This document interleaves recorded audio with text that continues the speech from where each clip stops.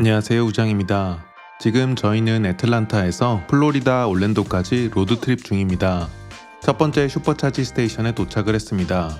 집에서 여기까지 거리는 265km이고 90kWh를 사용했습니다. 배터리 효율성은 킬로미터당 338Wh가 나왔습니다.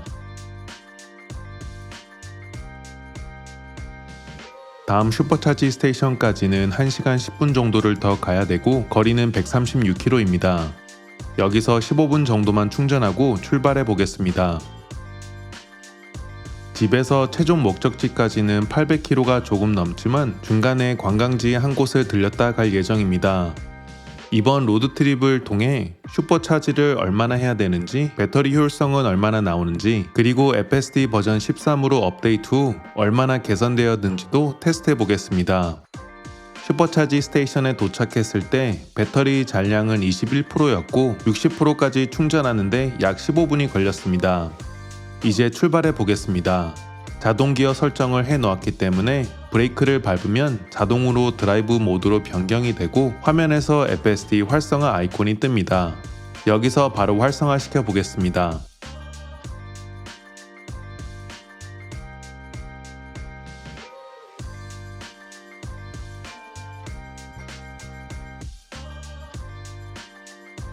비보 좌회전을 하면 되는데 내비게이션은 P턴으로 계산되어 있어서 일단 FSD를 비활성화시키고 제가 직접 좌회전을 한 다음 다시 활성화시켰습니다.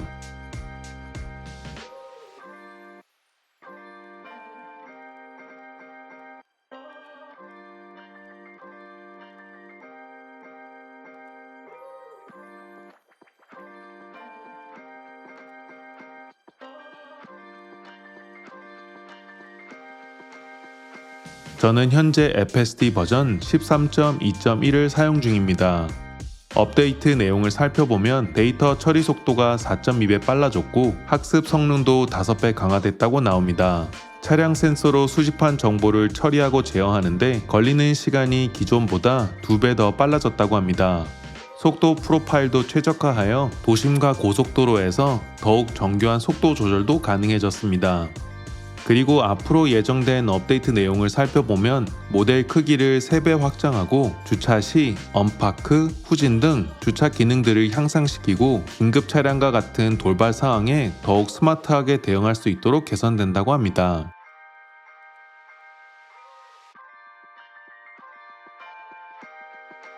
FSD 버전 13에는 속도 프로파일을 설정할 수 있게 되어 있는데 스탠다드, 7, 허리 3가지 중 하나를 선택할 수 있고 이제 최대 속도를 직접 설정 가능합니다.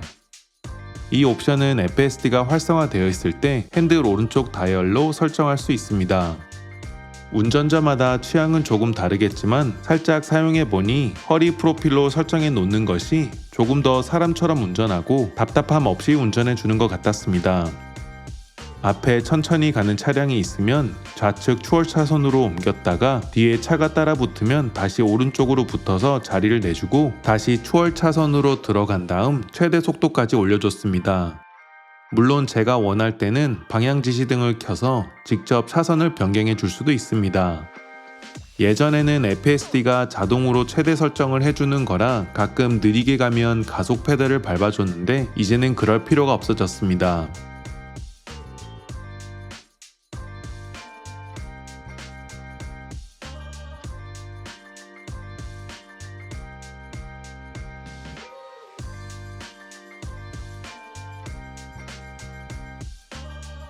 두 번째 슈퍼차지 스테이션에 도착을 했습니다. 출발했을 땐 도착하면 배터리 25%가 남아있을 거라고 예상했지만 막상 도착하니 18%가 남아있었습니다. 136km를 오는 동안 킬로미터당 350Wh를 사용했습니다. 고속도로를 계속 달린 것도 어느 정도 영향이 있겠지만 그 외에도 트렁크에 여행 가방 3개와 성인 3명, 그리고 루프렉과 어닝도 장착되어 있기 때문에 예전에 비해 배터리 효율성이 많이 떨어진 것 같긴 합니다.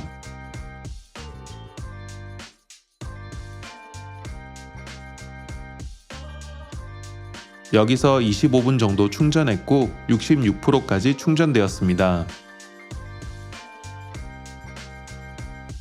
주차된 상태에서 바로 FSD 활성화시켰는데 주차장에서 고속도로까지 잘 알아서 진입해줬습니다.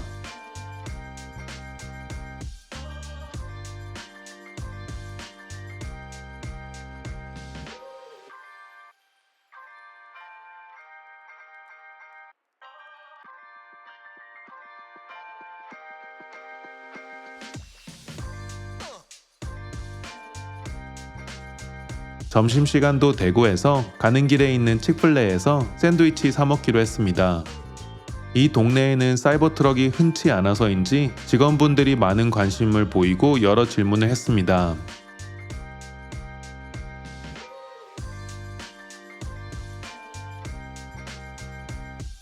다시 FSD를 활성화시킨 후 편안하게 치킨 샌드위치 먹으면서 이동했습니다. 최근 펌웨어 업데이트에는 핸들에 손을 안 잡고 있어도 실내 카메라가 운전자를 항상 주시하고 있기 때문에 앞만 보고 있으면 되고 손 움직임이 더 자유로워져서 좋지만 FSD가 완벽한 건 아니니 혹시 모를 상황에 대비하여 항상 주의하시기 바랍니다.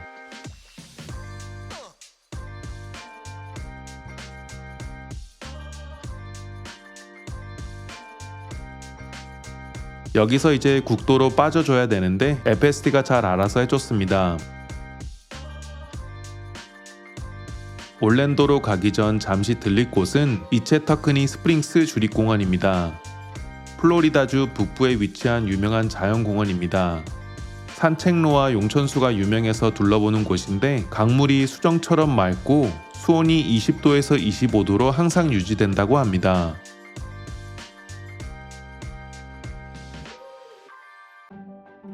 주차장에서 조금만 걸으면 메인 스프링이 보이는데 정말 깨끗하고 투명한 물 덕분에 물고기도 선명하게 보이고 바닥까지 훤히 보일 정도였습니다.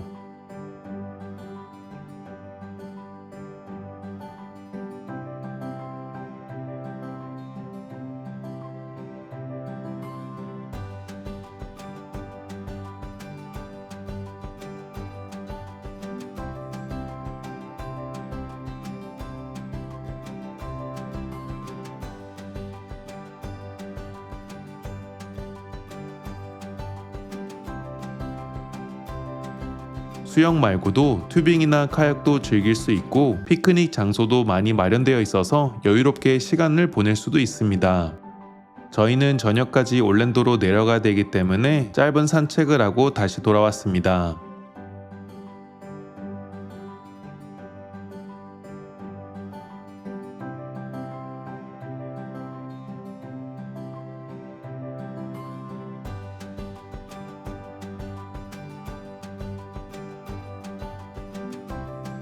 역시 센트리 모드에 여러 이벤트가 기록되어 있는데 몇몇 분들이 궁금해서 사이버 트럭을 그냥 둘러보고 간 것이 캡처가 되어 있었습니다.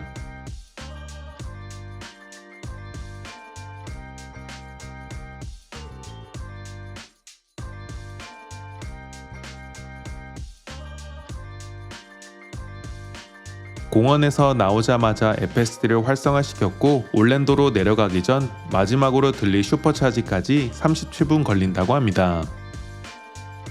편안하게 FSD에 운전 맡겨놓고 경치 구경하면서 가겠습니다.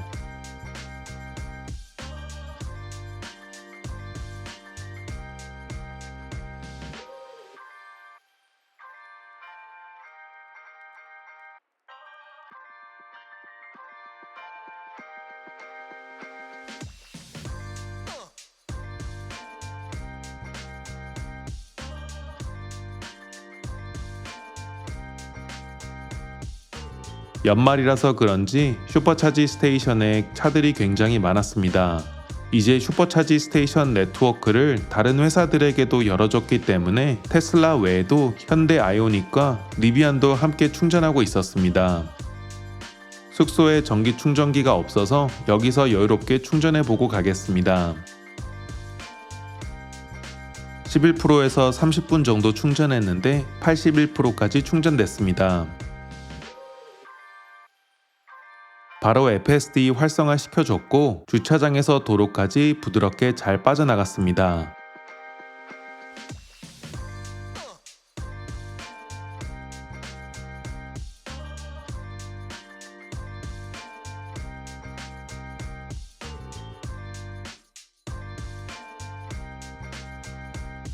나가자마자 바로 유턴을 해야 되는데 공사콘과 거리도 잘 유지해 주었고 반대쪽에서 오는 차량을 모두 보낸 후 부드럽게 유턴해 주었습니다.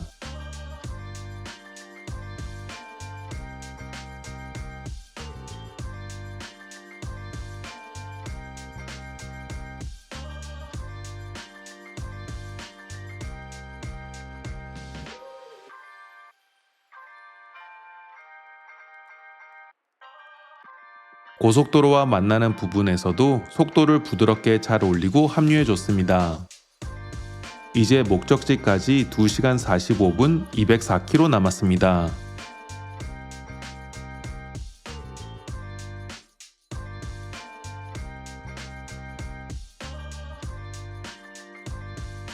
가는 중간에 교통체증이 조금 있었지만 FSD가 잘 알아서 핸들해 주었고 FSD 프로필을 스탠다드 세팅으로 바꿔놓고 테스트해봤는데 큰 차이는 없었지만 허리 프로필이 조금 더 사람다운 운전을 하는 것 같았습니다.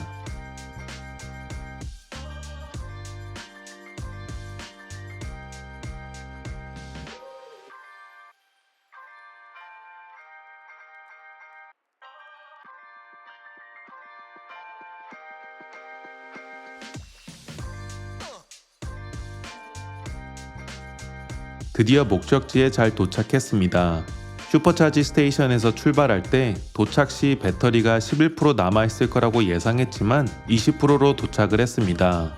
애틀란타에서 목적지까지 총 798km를 이동했고 260kWh를 소모했다고 나옵니다. 테스랩을 살펴보면 운전 시간은 약 8시간 42분, 충전 시간은 1시간 27분, 총 3군데에서 충전을 했습니다. 제 테슬라 리퍼럴 코드를 사용해 주신 분들 덕분에 슈퍼차지 충전 크레딧이 있어서 충전 비용은 전혀 들지 않았습니다. 긴 운전 시간이었지만 중간에 들려서 바람도 쐬고 한두 번 직접 개입한 거 외에는 FSD가 다 운전해 줬기 때문에 피로도는 확실히 덜했습니다. 버전 12보다 13이 결정을 더 과감하게 해주고 움직임도 훨씬 더 빠르고 부드러워졌습니다. 로드트립 동안 어색한 움직임도 거의 없었던 것 같습니다. 플로리다에서 애틀란타로 돌아오는 영상도 궁금하시다면 댓글에 남겨주시고 이번 영상 괜찮으셨다면 구독과 라이크 부탁드릴게요. See ya!